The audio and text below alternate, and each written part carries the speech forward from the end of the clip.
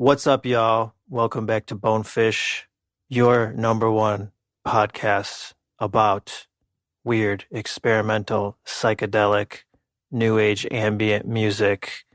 Oh, yes. I am joined by my co-pilot, Christian. My name is Justin. We're still here. We're still here just like Joe Biden. We just refuse to step down. Despite everyone asking us to, we will soldier on. We're going to take this all the way to the convention. I kind of feel bad for Joe, even though I'm not crazy about him.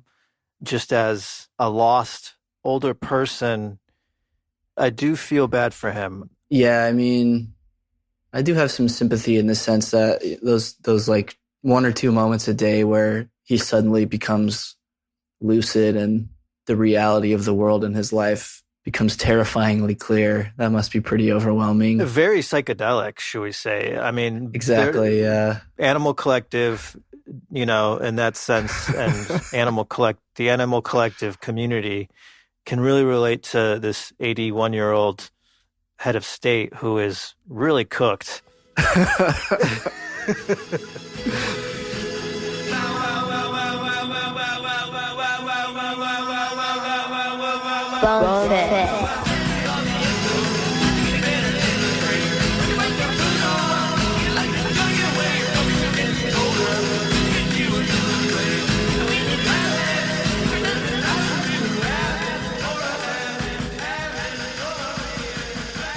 Yep, we're still here. We're still going. And today we've got an episode continuing our series on the solo work of Noah Lennox, a.k.a. Panda Bear. We've got an episode today on one of his more unique releases, I would say. The EP/album/ A Day with the Homies.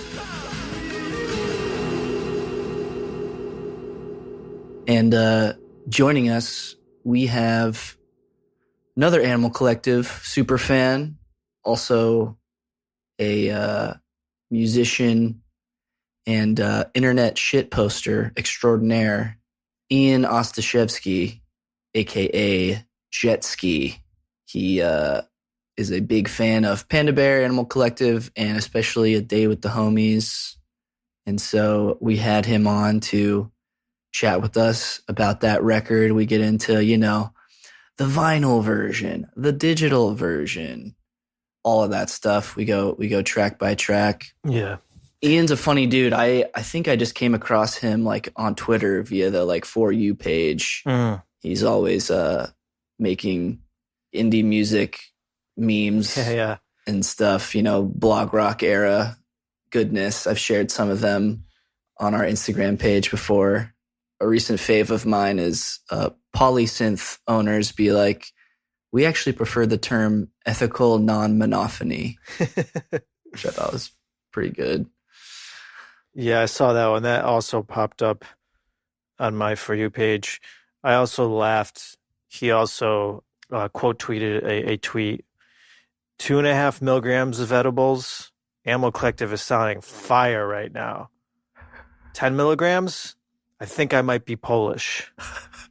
I saw that and I was like, did Justin write this tweet? It seems perfectly crafted. That's a good one. What does that mean? Is this like a Polish people get it thing? Or just I guess it's like the tropes about Polish people being like dumb silly in the head, or dumb or just like kind of like out of time and like from another world, like trying to screw in light bulbs or something. Yeah, it's pretty retrograde and but it's still kind of funny and random as fuck. Just so totally. Yeah, Day with the Homies is definitely underrated for sure. I think at least critically, just a little bit. Critically, for sure, just a little bit. Stop making it about your shit. And we thought it'd be cool just to like chat with like a regular Animal Collective fan who's, responsible for listener of the show. Yeah, and I feel like Animal Collective is there's just so much rich online memes and art that it'd be cool to talk to somebody who's Totally. been a part of that. You've probably seen his stuff floating around the internet. Yeah, he's maybe the internet's foremost animal collective meme maker. But yeah, cool to chat with a fellow fan. He does make music too under the name Jetski. We chat a little bit about his most recent album, Reflex Engine, which is sort of like a sample-based plunderphonics-y odyssey.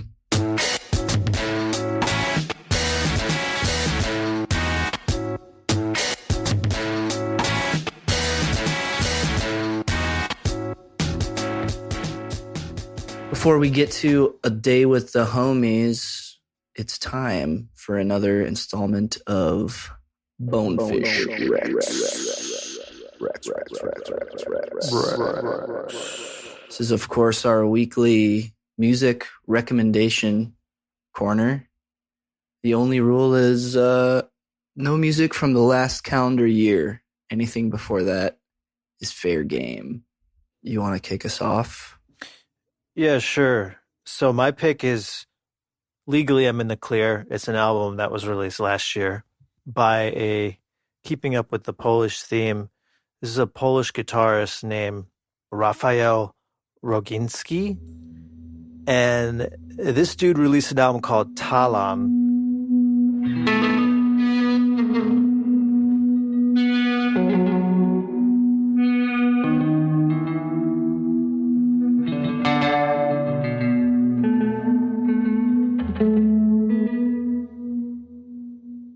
One of my favorites. It's guitar-based music. He's kind of got this almost like gypsy, European folk gypsy style. Ooh. That kind of conjures images of pastoral European mountainsides and nature and ancient forests.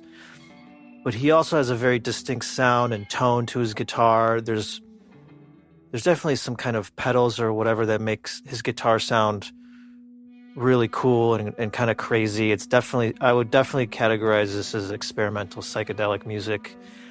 And he's about to release his next album already this year. There's some cool Polish music going on. I think they hold an Unsound festival there. Anyway, this guy's like collaborated with Nicholas Jar recently. Cool. The album is called Talàn, Talan, by Raphael Rogiński. It's not on Spotify. If you use Spotify, it is on Bandcamp. I bought his CD actually on Bandcamp, and they mailed it to me from Poland. I want to buy the record though, because I really like this album. Yeah, check this out, y'all. I think y'all like it if you haven't already.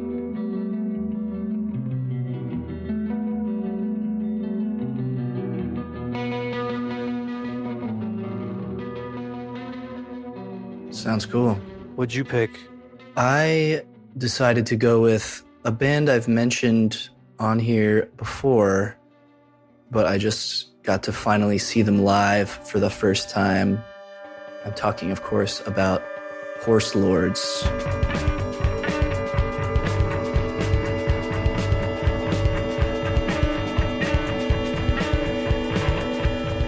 Nice. From Baltimore, Maryland. Nice.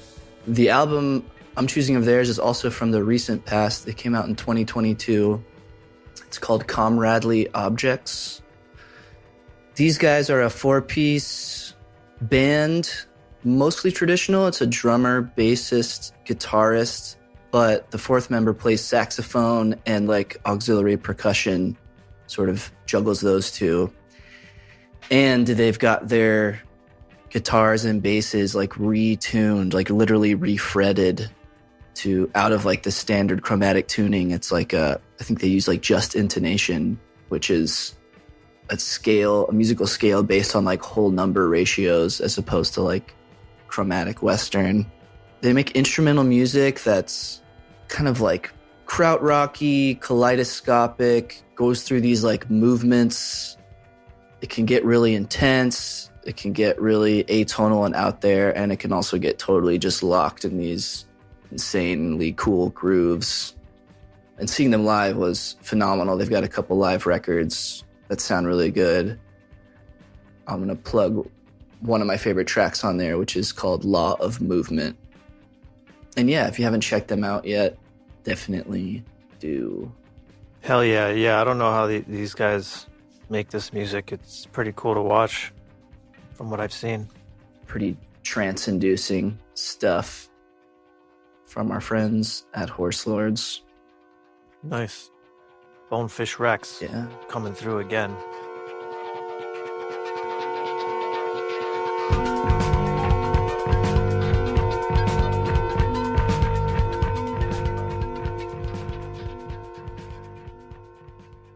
In other Bonefish news, we're coming towards the end of this little Panda Bear series. And as we enter the fall, we're going to begin Bonefish spooky season. Going to be getting into some Oddsac, some AV-Tear slasher flicks, maybe a little down there. There's a lot in the Animal Collective world that's on the spookier side of things. So just a heads up. Yeah, if we also, we still got some summer left. So I think we want to review a live show from the boys. And if there's a particular live show y'all want us to talk about, let us know. Let us know on Patreon or on our Instagram, or email us at bonefishpod@gmail.com. And subscribe. Yeah, support us. We're still going because y'all are still going, and this thing takes time, but we're gonna keep doing it.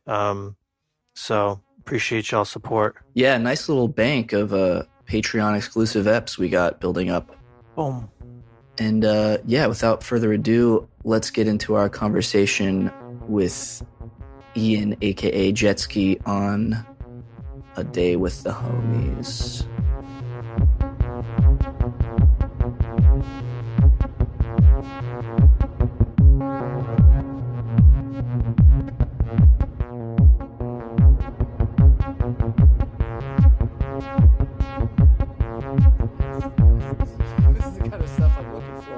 So I feel like maybe that was the case here, but yeah. So you make these, you make great Animal Collective /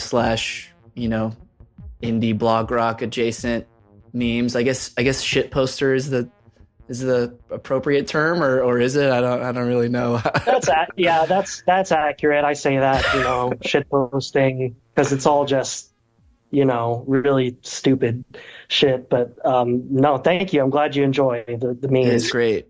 Wait, what are some of the famous Ian memes, or what are some of your faves?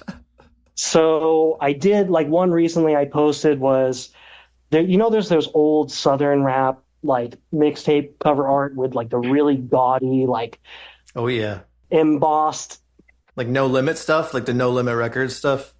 Yeah, and it's all Master P, sparkly, and just amazing Photoshop monstrosities. So I made one for AV-Tear, Hourglass, Cows on Hourglass Ponds, but instead it was Kush and Hourglass Bongs. I gotta find it. I'll send it to you later if I find it. But so I may just make a lot of Animal Collective Photoshops, fake cover art, stuff like that. So. Oh, nice, man. Cool. I only really knew you through Instagram and interacting with you on Instagram. I didn't know you were a meme master. That's cool. Well, yeah, I started posting some of his memes on our Instagram account. I'll check because when someone's doing the heavy lifting for you, it's really easy to just post them. So this is a community, Exactly.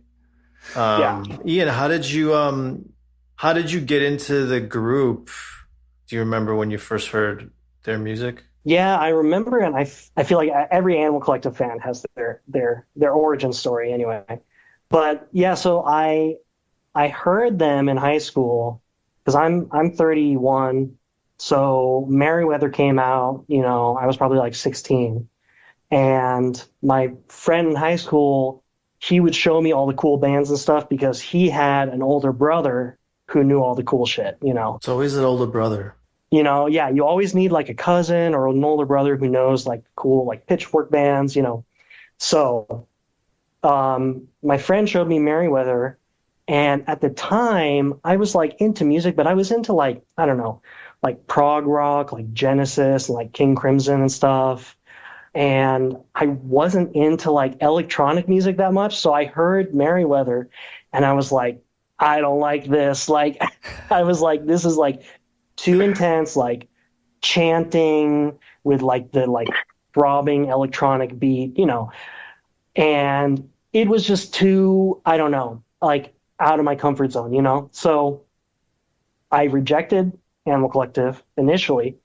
And then that friend brought me to a show even. I saw them at 2011 Pitchfork Fest. Oh, and nice. I was there. Yeah. Classic show, amazing show. Yeah, good set. Yeah. It was starting to, germinate. I was like, okay, like, they are like raging on stage. Like I can see there's something going on here. But even then, it still wasn't like 100%, I wasn't on board yet. So then finally, just like a couple more years after that, it was probably even like 2012, 2013. So like Centipede Earths, I finally just went back and I was like, oh, I remember that band Animal Collective. And I listened to Merriweather and immediately it was just, I don't know, something clicked, So it was a delayed reaction. But then from that point, I was like fully obsessed, did the deep dive, listened to every album, every EP, got into the live recordings. And then eventually, I made my way to the Collected Animals message board, which I don't know if y'all ever go on there. Totally. Yeah, for sure. I have not, but Justin is a user. I'm a long time lurker, occasional poster who would beg for bootlegs in the DMs. Nice. Yeah, I mean, and that's, of course, that's where all the boots are. And so through there, I kind of got in touch with the wider community. And then, that's how I think my memes and stuff ended up on like Christian's feed because, it's like it finds its way, through the network of fans to each other. So, yeah, speaking of Collected Animals, and that's just a whole other topic, kind of the whole subculture there. And like, it's kind of goes beyond music, like the conversations that happen there, and people really spill some deep stories and some personal stories about their lives and the band and what the music means to them. And it's pretty impressive. Not many, I think, modern bands have a following like that, and to maintain it for so long online like that, it's cool. Anyway. But yeah, I feel like some of the best music is what you're describing, Ian, the stuff that creeps up on you. That was not the case for me with Animal Collective. It was pretty obvious right away that this was a big deal. But other bands, speaking of Illinois and Chicago, Wilco was actually a band that was like a very slow burn for me, and it took a few years. But when it hit. So anyway. That's interesting. And it was Merriweather that first hit for you, Ian? That was the gateway drug, or? Yeah, I would definitely say so. And I even remember like thinking back to that time in high school when I heard Merriweather, I was like, I didn't get it. But even then I was like, I mean, this is like nothing else I've ever heard, just in the rhythms and the colors and the, construction of it all. Yeah. So that one definitely was like, yeah, that really, once they finally clicked, it was Merriweather that did it. Because, it's also like almost their most pop kind of record. So it's like so immediate. And then from there, I was like, this is like a whole world, to do the deep dive into like the weirder stuff. And I basically went chronologically backward, so it got weirder and weirder. So I almost like built up my tolerance until I was ready for like, Holland again and Dance Vanity and Spirit and all that. So. Wow. Yeah. That's so fun to do that. I did want to mention your music, Ian. Beyond your memes, you also are a musician yourself under the name Jetski. I know there's the album Reflex Engine that I found on Spotify. Is that the best one to like talk about / plug, or is there something else you'd rather talk about in terms of your music? Okay, nice. I checked that out recently. Real crazy kind of plunderphonics-y sample bass Read If You Like, OPN, Death Grips. Oh, hell yeah. As I was listening to it, as soon as I was like settling on something to write down, another song would come on, and it was like, oh, I have to like add more adjectives. There was some like, sort of chopped and screwed 90s post rock type stuff, and almost like Don Caballero kind of like math rock adjacent like stuff. Real odyssey of genre and rhythm. And oh, nice.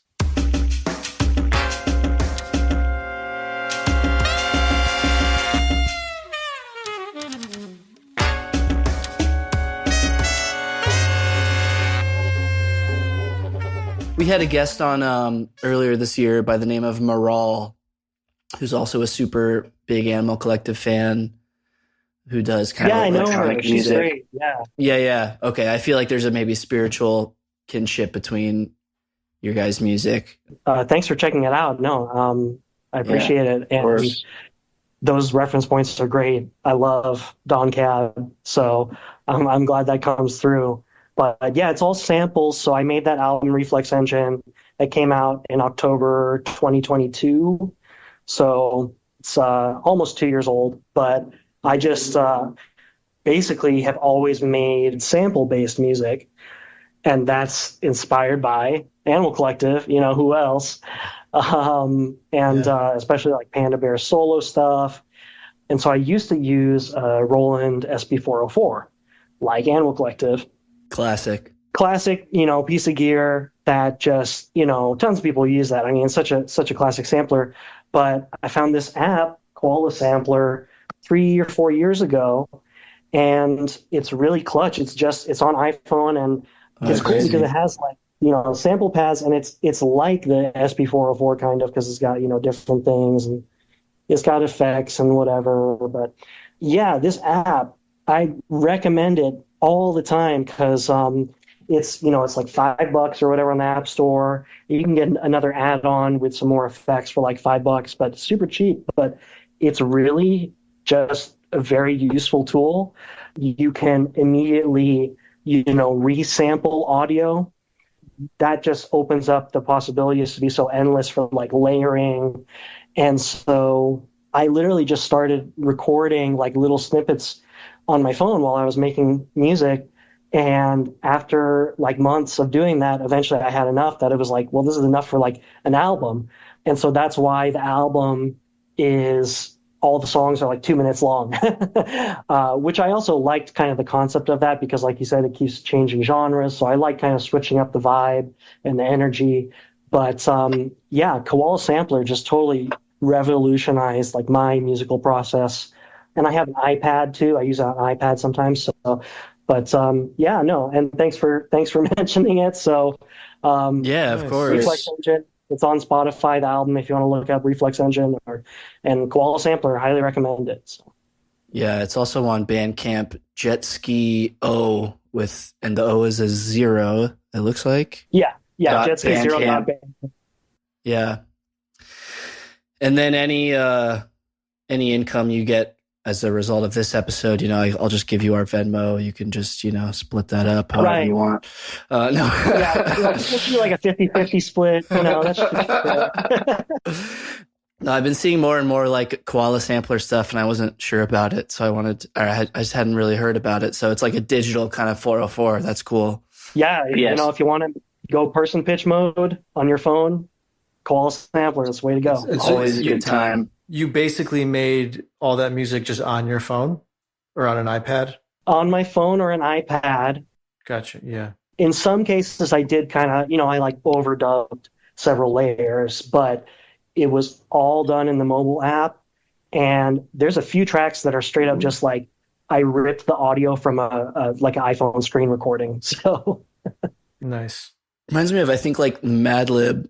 On his on the one he did with Fortet, it was like all iPad. I don't know if it was Koala, might have been like the Akai like app, but it's so funny because like people think of people like Madlib as like the ultimate analog like dusty sampler user, which of course he has been, but like nowadays he's like, I'm just using the iPad like everyone else, like I'm just my studio is like all the gear's gathering dust. I just like do stuff on the iPad, which is funny. But he's a legend. Like, yeah, I love that. I mean, it's just absolutely. proof that, it doesn't matter what gear you use, it's just how you use it. So yeah.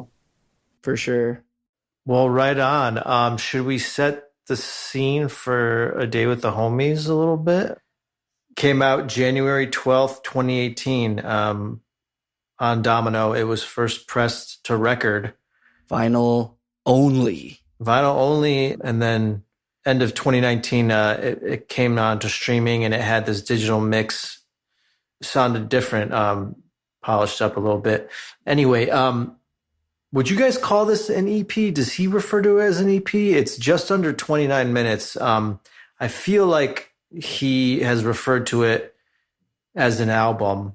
Oh, really? Interesting. But I could be wrong. I didn't really look into that. I remember some secondhand stories before the music came out that he told some fans that he had 2 albums, and one was this and the other one was Buoys, I think. And this came out first. Anyway, 5-song record. It's cool. I mean, it's basically all Noah doing everything solo, mixing it as well, and no one else. There's no Sonic Boom. There's no Rusty Santos. So it's kind of this primitive, minimal, beat-driven Noah record. And I guess it's kind of coming out at a time where, at least critically, the band and Noah is starting to they're not so much darlings anymore in the eye of, the music press. I mean, this came after Painting With, and so that kind of came as a little bump. Anyway, yeah. Thoughts, guys? Yeah, I mean, I feel like this occupies a unique place in Panda Bear's discography, maybe mostly due to the kind of dual nature of its release. Like, I remember the vinyl only release being announced, and then finding a rip of it online. Same. Shortly after it came out, which I had the pleasure of digging up in my an old hard drive today, so I could compare it with the digital mixes after. On. Funny how times change that way, but yeah, interested to talk more about how the kind of dual nature of it maybe affected its critical reception and all that. I feel like it occupies a sort of in-between space too in the Panda Bear eras of music. We talked about on our Grim Reaper episode recently how he sort of referred to Grim Reaper as a capstone on the trilogy of albums that are Person Pitch, Tomboy, and Reaper. And so it's not Buoys yet, which seems like a definite new zone. But yeah, we're sort of beyond the Grim Reaper era, and it's the first time in 2 albums he hasn't worked with Sonic Boom. I really dug this when I first came out, when I first got the rip. I think I was pretty surprised by the I guess kind of DIY feel of it. It was a lot more, I mean, the way that the vinyl mix especially is more kind of blown out, and yeah, like you said, Justin, minimal. Definitely the big difference. There is some connective tissue between the Painting With sort of palette and the Day with the Homies. I think so. Palette. I mean, yeah. He started doing Grim Reaper demos when they were recording Centipede. And I feel like maybe there was a similar case here where he was starting to do some of these maybe with the Painting With sessions. I mean, there's a lot less reverb, overall. It's pretty direct and pretty feels distilled kind of, both the singing and the instrumentation. It's Flight and Sunset. I think my friend played Sunset during a DJ set one time, and I actually thought it was off of Painting With. Funny. I mistaken it. I could hear that. Yeah. Right. Similar vibe. Yeah. Yeah. I definitely think it's true. Like you guys are saying, that it occupies this very unique place in Panda Bear's discography and Animal Collective's timeline. And for me, this is one of my favorite Panda releases. Oh, nice. Probably because it's so unique. And in some ways it is, frustrating with this like vinyl only release, and I've seen this with tons of other artists too, sometimes like DJs or like techno producers will, put out a vinyl only record and it's not on streaming, it's not digital, which, there is kind of like a culture to that where it's like, going back to like old school, DJs and house and techno, and they would press dub plates of different mixes and, not everything was widely available. So like there is like an underground kind of like background to that I respect, but it also sucks because I remember when this came out, I wanted to send it to my friends, and it can be hard sometimes when you have the convenience of streaming. No one wants to like download a zip file, put it on your computer, and do all that crap, or set up a turntable and do that. So that part is frustrating, but I love it. I prefer the vinyl mix, which it's the first one we heard, so I probably connected more with it, and I listened to it a ton. But we can talk about the differences between that. Yeah, I don't know. There's tons of stuff I could say. I think one more thing I'll mention maybe before we jump in on the track by track is just another reason I love this one so much is, speaking of like house and techno stuff, I'm really a big fan of like dance music and techno. And I remember when this came out, there were some interviews and stuff where Panda Bear had talked about, he of course loves that stuff, as we know. He was influenced by like The Orb and like all these old Detroit techno, collabed with Daft Punk, everything. And he had mentioned in some interview, he was like, I toyed with the idea of putting out like a house or techno album, And he talked about he was friends with Ron Morelli, who ran Lies Records, who put out like house records by Eric Copeland from Black Dice, So there's all these connections to kind of like very underground dance music kind of stuff. And I had always wished for that. Like I want Panda to just do like a house banger album. I was thinking the same thing today. Yeah. Yeah. And no vocals. No vocals. I would listen, just bangers. I would listen to that. I would love that.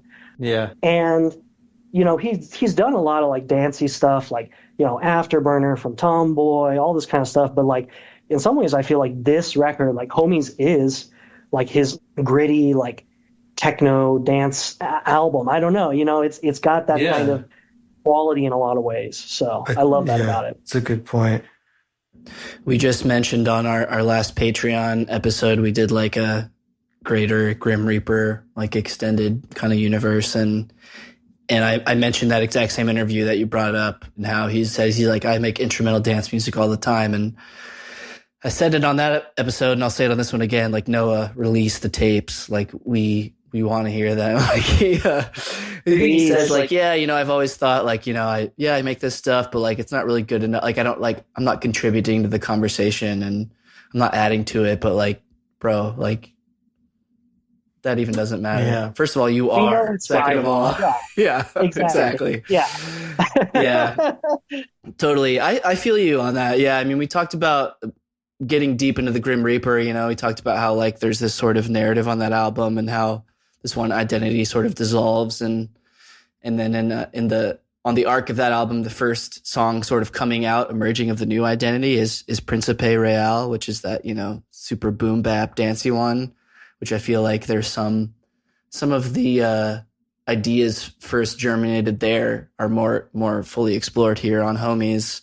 But yeah, I hear you. When I think of this record, it's like most Animal Collective stuff, it first got its debut live.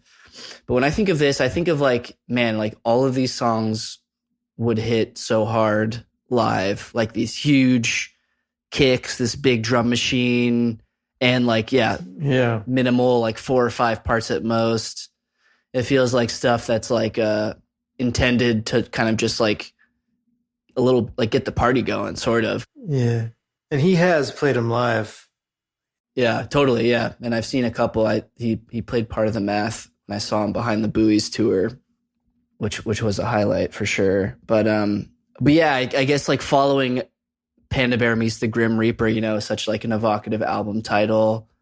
I feel like if we're meant to take anything from A Day with the Homies, it's like the stakes are a little lower, like there's not a big like ego disintegrating like concept behind this music. It's a little more meant for like fun. And Yeah. he did this big Instagram entry when they announced this on the Animal Collective account, and it ends with, he says, quote, "My greatest hope with this stuff is for it to live like my favorite songs do, which is to say, like comforts or companions. Thank you very much for listening, and I hope a day with the homies can mean something to you." But yeah, there's a sense of like, he's completed this trilogy of like his first solo records. He's definitely established himself.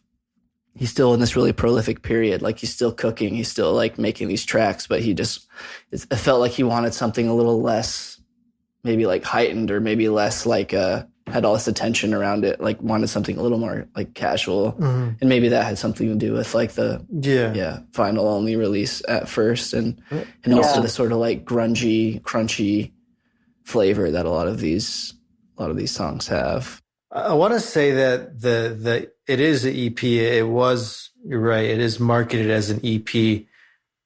I want to guess that was a label move, that Domino wanted to call that an EP. And I think Noah saw it as an album. I feel like half hour is just such a perfect length for a record for me these days. But it's a cool little record. Should we start with track 1? Let's get into it. Flight.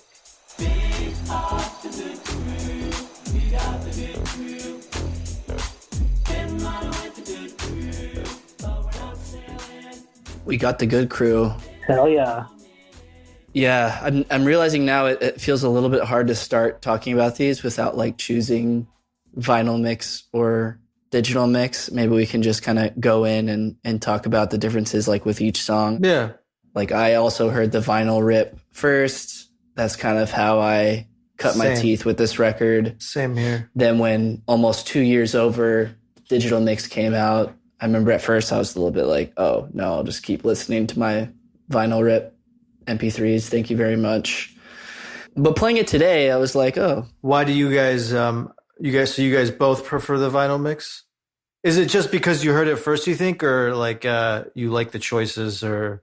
I would say I like the choices. You know, I can never be objective, of course, just because it's like, I heard it first, so that's the version that when I think of the song, like that's the song in my head, and it's like sentimental attachment to it, But I think when I try and think about it consciously, like the two main differences I see is that there's the really blown out, distorted production on the vinyl mix, which isn't just, the vinyl distortion, because vinyl adds analog warmth or whatever, but it's literally just more distorted. And then also on the digital mix, I noticed that some of the songs have been slightly abridged, like the intro maybe doesn't go for quite as long, like on Flight, like the vinyl mix rather has like this long intro with like the crickets chirping or whatever, and the ambiance, this like car driving off, whatever. And I haven't listened to the digital mix in a while, so I can't remember, but I remember they shortened it, and they have both. They have both. Yeah, they have both. And it's like, it's almost like when Animal Collective plays live, right? They stretch it out, and I love those long intros. I love the ambiance and just the atmosphere, and I'm like, you can make the song longer because I want to listen to it longer, So I don't know. I prefer the vinyl mix, but I can be neurotic about stuff like that. So it's like the digital mix is still great. So yeah, I will say I had a much kinder reception to the digital mix, like prepping for this episode, partly because I probably hadn't listened to either in a minute. But yeah, I think I remember he had like a note on the vinyl version being like mostly mono too, so that it could, like, when you listen to it like through speakers through the air, it's like a little easier, or a little like it like lends itself more to like playing through the speakers as opposed to like on headphones. But but I feel like what you said about the live version, I feel like there's definitely that's probably a reason that a lot of Animal Collective fans prefer this like beefier, more distorted version. It's because it does feel like a little more live. Like, so many of their live boots are obviously very appreciated and listened to. And there's something about the like looseness and like crunchiness of the vinyl mix that feels like, oh, I'm kind of listening to like a live boot almost, where it's like it's a little less like looked after. Yeah. This is a fun song. It's like a snappy little kind of like barbershop quartet style Panda track. Kind of like calls to mind like Everly Brothers to me a little bit, like these sort of like close harmonies and like kind of optimistic. We hold hands in the movie show, so they say that we're old-fashioned, or we stroll beneath the silvery moon. I feel like Grim Reaper is where he really started kind of exploring this like dual vocal idea where there's like two Noahs, and that's still definitely the case through here. But it's like, yeah, there's like a close harmony. There's like a low Noah and a high Noah, which by buoys, is dispensed with. But yeah, what do you guys think of this track? It feels like like the beginning of a day, and you're like hopping into a car with your friends, cruising around town or something. Like I said before, this does sound within the universe of Painting With. If Painting real With dry. If Painting With was made by like just Noah or something, Yeah, real drum machine, squelchy bass. Yep, for sure. I like it. It's cool. It's fun. I definitely hear the Everly Brothers when you mention that. Like if you played it on acoustic guitar, it could totally be like an Everly Brothers tune. Totally. Messing with some voodoo, throwing out a horseshoe. Even the lyrics. Like sounds like some like honky tonk country thing almost. And speaking of the lyrics, a pecker full of no good, pissing alone, like some great lines on there. A pecker full of no good. Wow, I didn't know. I don't know if I picked up on that one. I'm pretty sure that's what it is. That's like Derek, right? Rap your pecker. Yeah, I was just wondering what's the other penis line? And yeah, Derek. What's that line again? What is Rap your pecker is what they told him. That's right. Something like I can't remember. Yeah, so he likes the term pecker for dick, which is I like that. That's a little different, Definitely has like a lyrical poetry to it that dick and cock don't have. Right. You got a black eye, sucks and everything. We got to get those Noah like casual, skaterisms in there to make it a Panda Bear track.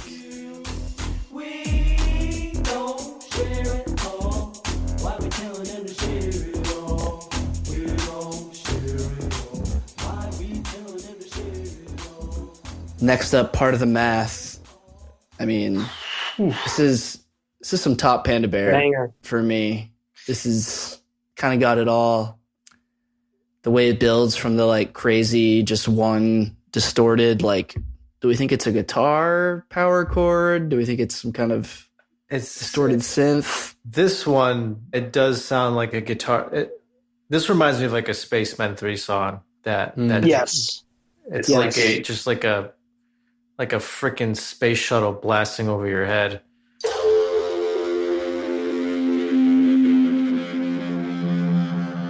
It gets me amped up for sure. Hell yeah. And then that drum beat behind it is so dope. Yes. Every part of it, and then the vocals, it's just like it just gets better and better and better with each thing that comes in. Yeah, I definitely agree with you there. Each new addition to the song is like a level up until we climax, which I'd have it no other way.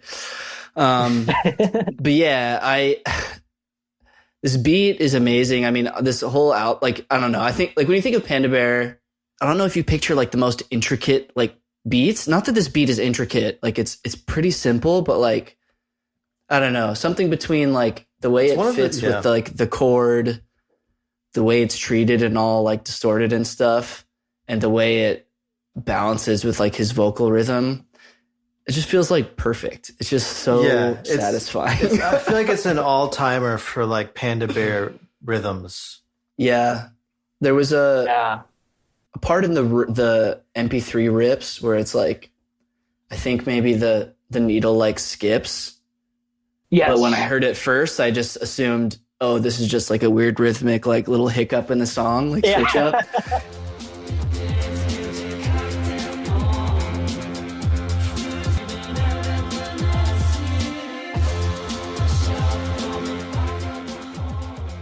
And then when I heard the digital mix later, it's like, oh, wait, there was a whole like missing line from that. Like, and then I realized retroactively, like, oh yeah, there's some like whoever ripped this for us, whatever, you know, Blessed Soul first uploaded it. Their one like vinyl hiccup ended up in being like the canonical version, and all these fans, yeah. But you, Ian, you had that. Did you have that skip? I was gonna say I remember the skip. And I got so mad because I was like, what kind of fan community is this that we can't get a proper bootleg? You know? Like, I was like, this is... Poor showing Collected Animals.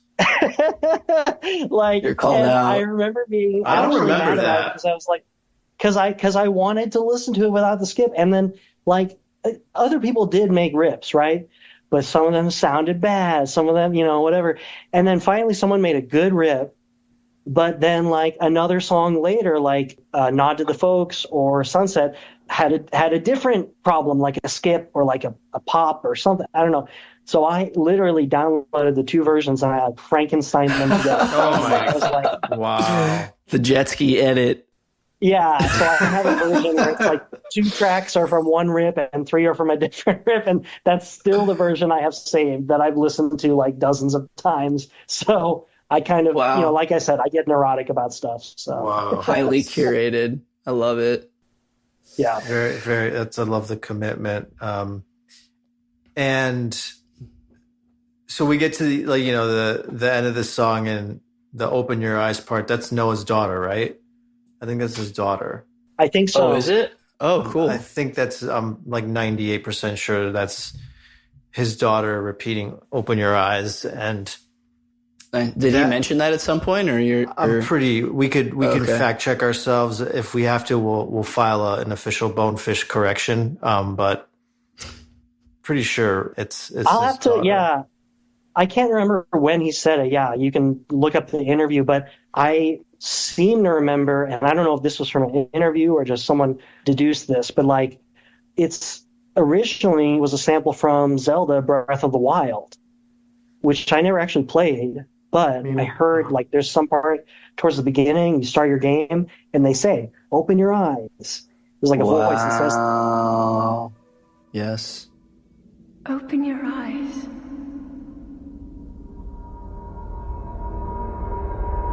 Open your eyes. Wake up, Link." And we know Noah's a gamer. Apparently he sampled that, or he was going to sample it, couldn't get the clearance. Nintendo got on his ass. Yeah, and so then he re-recorded it with his daughter's voice, and then that way she kind of got to be part of the project, which is cool that, you know, he did it with her. That's cute. Yeah, that's cool. I'm just glad she came around to eventually embracing his music. I mean, we just did the Panda Bear versus the Grim Reaper episode, and there's all this press around that time about how she just hated Mr. Noah, and like she would run out of the room anytime he tried to play music. So glad that she came around eventually. There's also that cool, like, I don't know what instrument it is underneath that line. I was going to ask, like, harmonica or maybe even like melodica? I was thinking melodica. It's also at the end of... It's my best guess. Is it at the end of Sunset or yeah, one more it song pops up, on here? I think, a couple times. It's cool. Yeah. I'm pretty sure it's a melodica.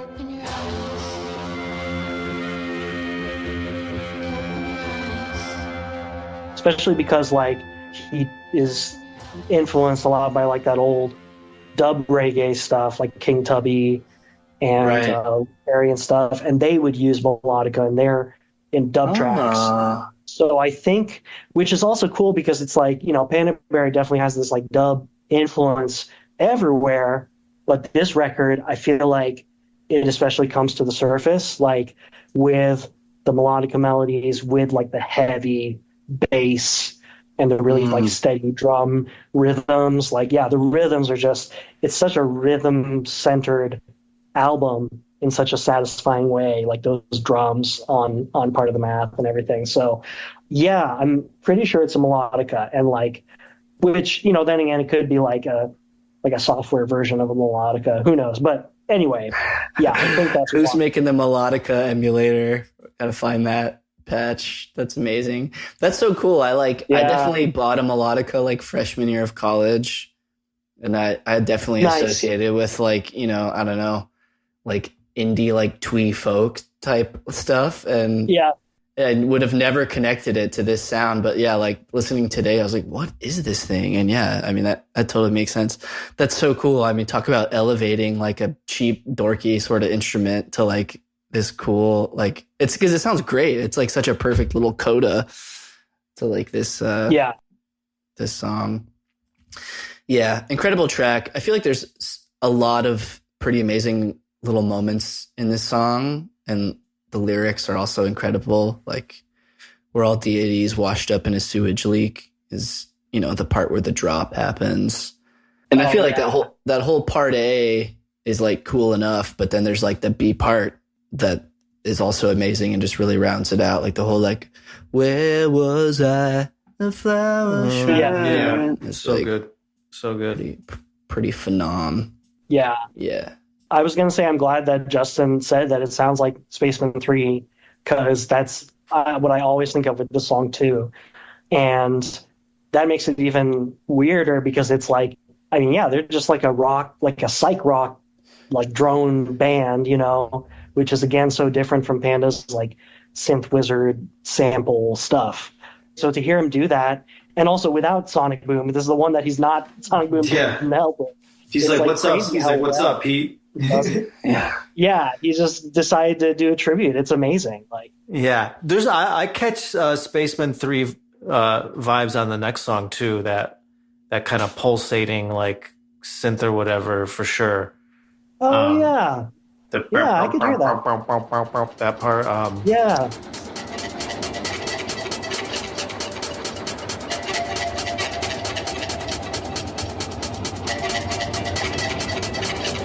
Which is, if we're going to talk about comparing the mixes, that is the one that sounds different from the vinyl mix. That line sounds mixed a lot higher than the vinyl version. Well, I guess we're talking about Shepard tone now. But yeah, another maybe my favorite on this. It's so good. Another banger for sure. Yeah, I think one of the unique things about Part of the Math and Shepard Tone is that, like, it feels like you could like cover these songs with like an indie rock band if you wanted to do that. Like, it feels like there's like you said with the Spaceman 3 thing, it feels like, oh, it's like whereas like you listen to Grim Reaper and you're like, oh, I can tell you what's happening, like crazy modular stuff. Yeah. This feels like, oh, like you could play these songs as like a band. And which, I don't know, Ian, if you've been hearing some of the little snippets that Noah's been putting out, I assume ahead of his next solo record, seems like maybe he could be heading sort of that direction again, maybe a more like band-centric direction, which is exciting. But yeah, Shepard Tone, another highlight for sure. Huge kick drum blasts. I find this song really fun to sing along to, even if I don't really know the lyrics. Like, flip flap with a wiffle bat. Ooh, a hole in one. Flapjacks is the way to crap. Ooh, sucker punch. Crap slap and your baby bap. Just making stuff up. Exactly. I do like the line where he's like, I'm ripped from a fantasy. Ooh, so are you, I think. Ooh, so are you. Yeah, that's a great one. It's kind of an earworm. It's like catchy, like definitely. Oh yeah. I love that energy that it has. Yeah.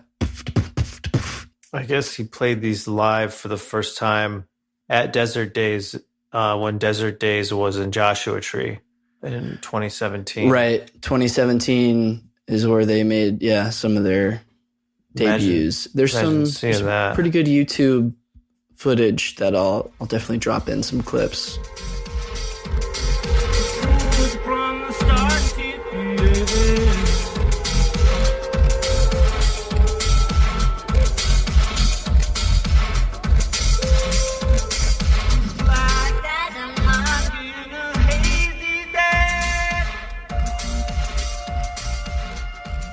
2017, which puts it post Painting With, pre buoys, obviously. Obviously pre. They finished the Painting With tour in 2017. I think summer 2017 or maybe fall even. I don't know. They were touring a lot then, yeah. Yeah, they were, because I saw them in the summer of 2017 for Painting With.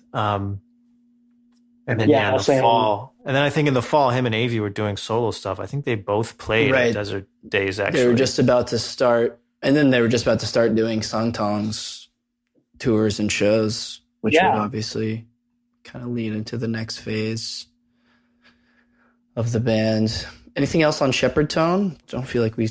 I like it. Great. I like it a lot. Yeah. Great energy. It's a banger, and as perhaps a segue into Nod to the Folks, that the title of the song is Shepard Tone, but the song doesn't have a Shepard tone, which I don't know if you guys know that term. It's like a tone it's like a audio illusion where it's a tone that sounds like it's continually ascending or descending. And then in the next track, Nod to the Folks, it's at the very end, so I'm kind of jumping ahead, but at the end there's that like weird do, it just keeps descending and descending. Oh yeah, and I think that's a Shepard tone, or it sounds like one. So I don't know why he called it Shepard Tone, but it's a great title. So yeah. He has great titles, and that's a cool little nod.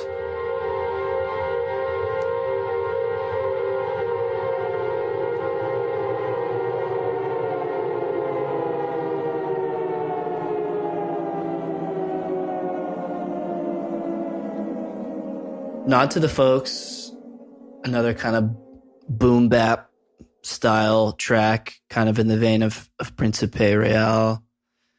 And yeah, I really like how that long, like almost siren sounding sample or whatever that is, how that kind of matches up with this like crazy beat. I think maybe the first 3 tracks on this are my favorite. I really like both these second 2. I think the chorus maybe is just not as strong for me on this song as maybe some of the other ones, maybe where it loses like a little bit of steam. But I agree. This one doesn't stick out as much to me, but I'm glad it exists, you know? How about you, Ian? Yeah, I really love this one. Nice. I might even say it could be my favorite on here. Wow. Go on. Hell yeah. But it's so hard because just they're all so good. I can't pick a favorite. Sunset is also amazing. But like Nod to the Folks is definitely has those really heavy drums, and also reminds me of just that crunchy beat. It reminds me of Eric Copeland and his solo stuff, or some Black Dice stuff too. Yeah. We'll have those big, punchy drums, which is cool because, obviously that's his friend. I'm sure he's influenced by him. But I love just the instrumentation on this one, how really, really stripped back it is. I mean, which is this whole record is so stripped back. But, that siren thing, I remember on the vinyl of A Day with the Homies, somewhere, either like on the insert on the inside or something, there were some like YouTube URLs.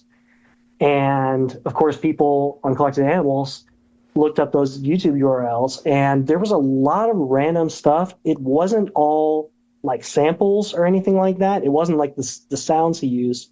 I don't even remember what it was, like just random clips and stuff. But one of them was the siren sample on Nod to the Folks. And it was some like World War II, like air raid siren. And wow. It's such a cool sample, and I love the way he uses it, which this is like my, I definitely am, looking at it as like a producer or a sampler or whatever, but it's like he's got the bass and the drums and then the vocals, but the only like chords or like instruments in the song is just literally that siren doing like a chord, like, just that long drone. And then he like pitches it up for like a different chord. Wow. But the whole time So he's like changing the pitch, and that changes to a different chord. But then also after you hear it, then it starts dropping where it goes.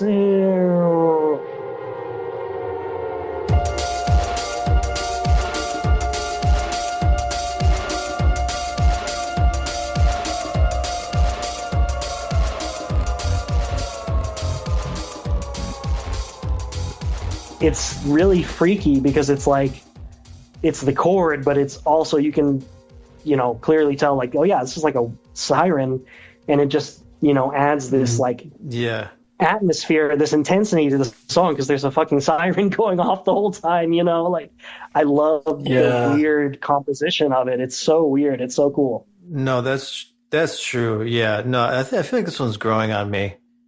We should get a hold of those URLs, Christian, and see. That'd be cool. Definitely, yeah. I mean, wow, that's so cool and inspiring that's like the basically only other like sonic information. This is on the top of my mind because I was just listening to AV just did Jokerman's pod. They were talking about Smiley Smile. I need to listen to that record. It's pretty great. I'm only like halfway through, but it's such an interesting like. Can't wait, because the album is basically like vocals, and like minor accompaniment. But like, I don't know, I feel like in my own like music making and like producing stuff, also because I don't really, identify as like a singer first and foremost, like at all. I think of like, you're making the music, you're making the stuff, and then like, what can you sing upon it? But when you have like such minimal accompaniment, it's almost like you can think of it in this reverse way of like, what tiny thing do I need to like accompany the voice? And it's like such an interesting, cool way to think of like composition. I mean, it's definitely how like Brian Wilson thought of things, is like he was so influenced by like, vocal groups and just like the kind of purity of like what you can achieve with the voice. And yeah, obviously Animal Collective dudes do that all the time. But yeah, I definitely didn't really make that realization with this track that like literally that air raid siren is like it, besides like the huge beat and some like bass. That's super interesting. Yeah. So I definitely, nerd out over that production aspect of it. Yeah. It's totally, I get it though. Like it may not be like as immediate or like as like satisfying of a melody or whatever, maybe compared to some of the other songs if you don't connect with it as much. But it's just such a weird and cool track. And definitely for me, I feel like it's one of the ones where I'm like, oh yeah, this reminds me of like very stripped back, like dub productions, where there's a lot of space and atmosphere in a really, I don't know, just a really cool way. So for sure. I'm gonna listen to that one more now. Hell yeah. Final track, Sunset. Bit of a different type of beat for Noah than we're used to. I feel like usually kind of goes the more Spartan, primal, straight ahead beat, but here we have a real fast, almost Aphex Twinny, like A.G. Cook style, like crank the tempo up type thing.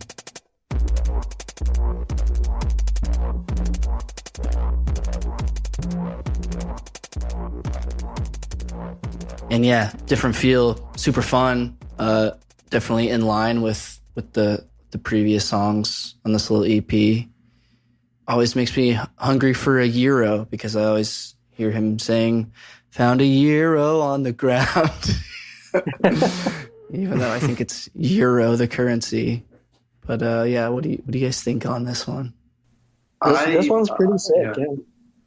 Yeah, I like the verses, the melody in the verses. It's really cool.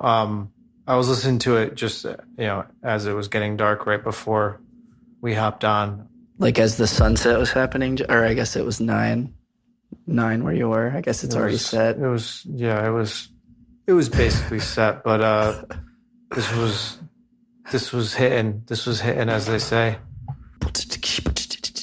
Or like, I even think of like Fly Low. I know his like way more hip hop, but like so skittery and like flitting around the beat a little bit. I can hear that. Yeah, this was such an interesting beat to hear this. And if I remember right, So he played the songs at Desert Days. He like premiered them live like he usually does, but I think he didn't play Sunset live initially. Yeah, it's not on the Desert Days set list that I found. Has he played it live at all?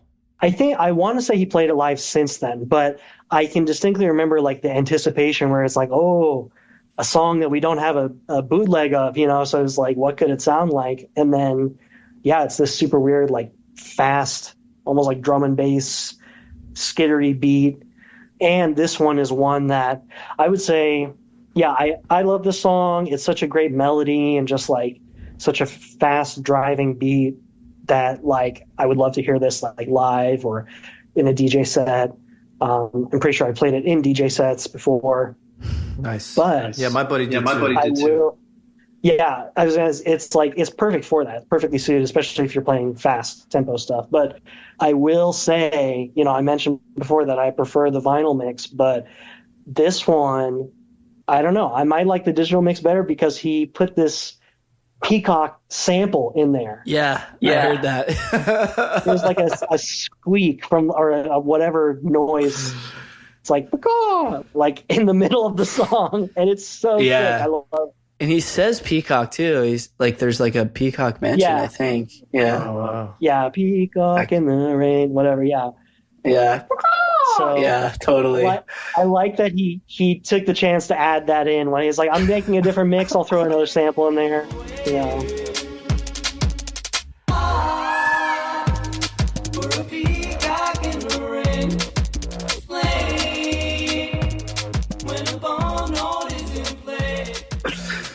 Hell yeah. Yeah, it's funny. I had that thought too listening today. I was like, I was trying to figure out why it was. I definitely didn't realize that the peacock was digital mix only, but I was like, why is this sounding better? Like maybe the fact that it's like so fast and therefore like a little less cluttered, like maybe makes this version a little nicer. Like it feels like the vinyl mix, definitely there's some like effect on the master that like makes it to where anytime there's like too much happening at once, it just sounds like it's all starting to like deteriorate a little bit.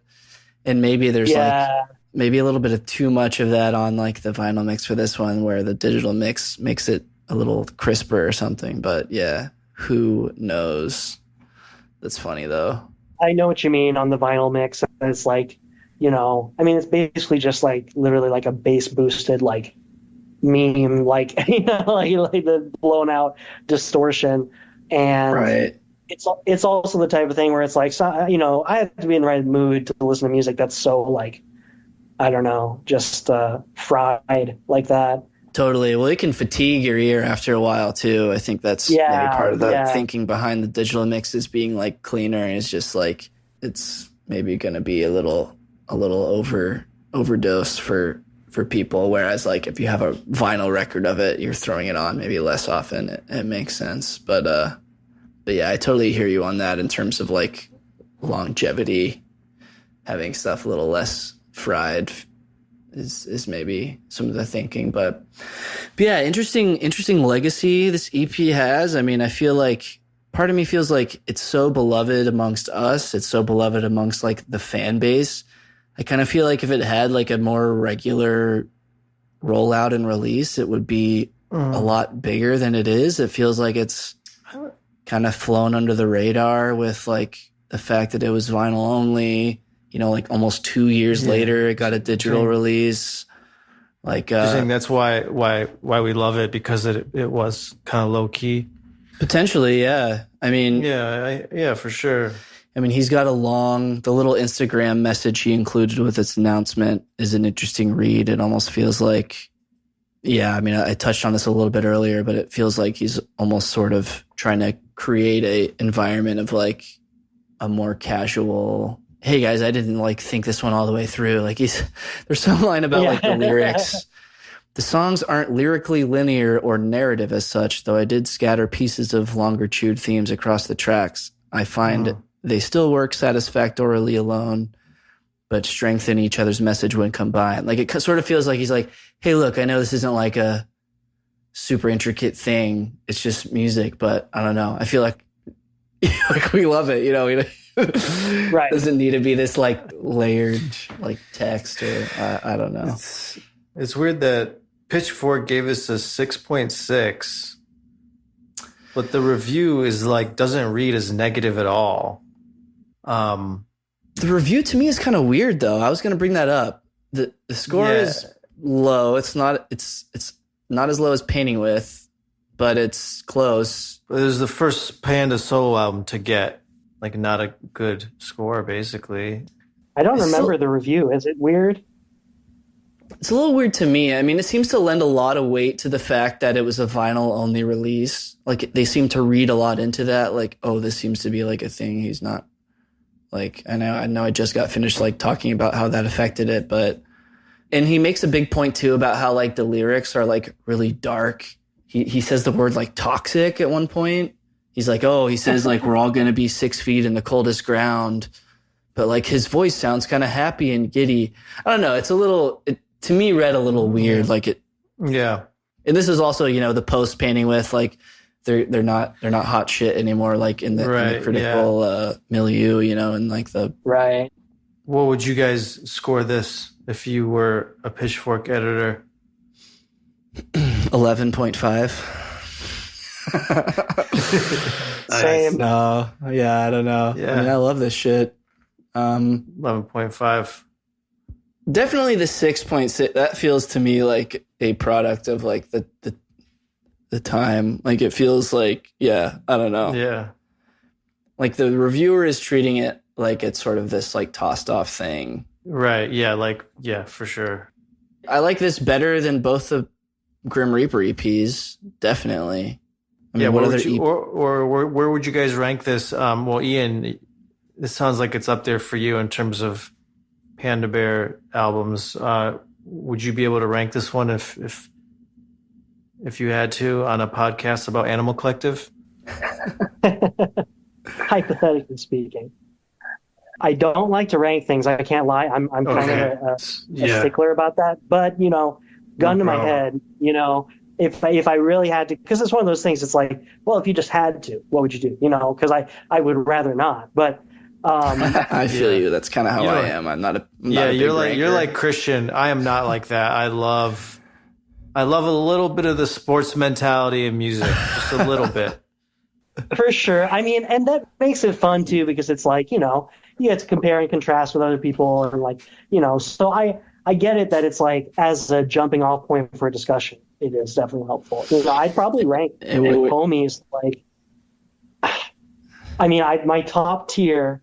I can do a tier list. Top tier would be like Person Pitch Tomboy, Homies, and then probably the second tier I would put Grim Reaper, Young Prayer, and the Grim Reaper EPs, which I still really love Grim Reaper. So it's weird for me to say that, but I'm like, I'd put Grim Reaper on the second tier, and then like the first tier I put the Grim Reaper demos, where it's like really stripped back, and I need to listen to y'all's episode on that one because I'm curious your thoughts, because I really love those like original demos, like the ATP Fest demos. Yeah, so I didn't even rank them. I just had 2 tiers and that's it, and they're both still amazing. But I put Homies top tier. Top tier. Nice. I agree. Yeah. We didn't actually touch a ton on the live Grim Reaper era in our episode. We had a lot of feedback on that, though. A lot of people saying, including Danny Perez, who was like, love Reaper, but the album didn't really touch the live mixes we got. I mean, of course you're going to say that if you're mixing visuals every night live, hearing those songs live, you're going to be like, you're going to be like, yeah, man, fuck selective you. group. It's all about, Pete Kembers over there just double birds to DP. They got beef. Yeah, I mean, it's Homies, an underrated missive in the Panda Bear discography. A Day with the Homies, man.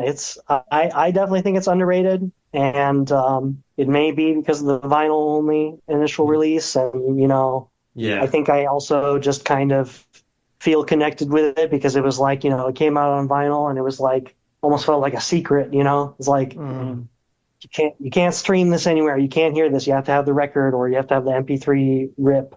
So I think I definitely grew attached to it in that way, where it's like, oh, it's the secret record, but it's just such a fun time.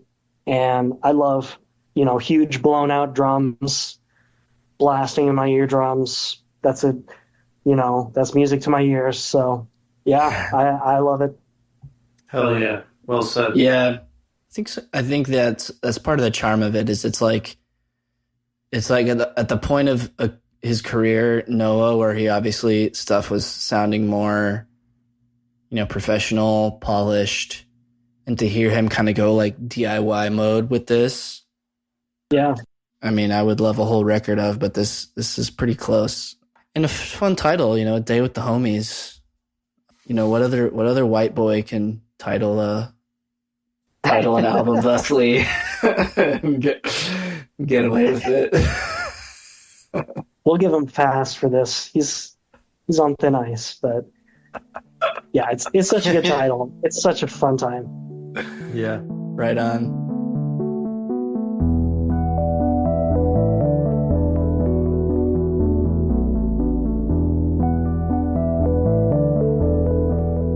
That's it for this week, y'all. Thanks so much for joining us and hanging out. If you want more Bonefish Pod, please get in touch with us. We're on Instagram at Bonefish Pod. We've got the Patreon where you can get even more episodes where we really just get loose with it. Real uncut takes are flying here and there. It's not the public feed, so we don't need to watch ourselves as much. I don't know what I'm talking about. We're good. Yeah. Until next time, take care. Bye.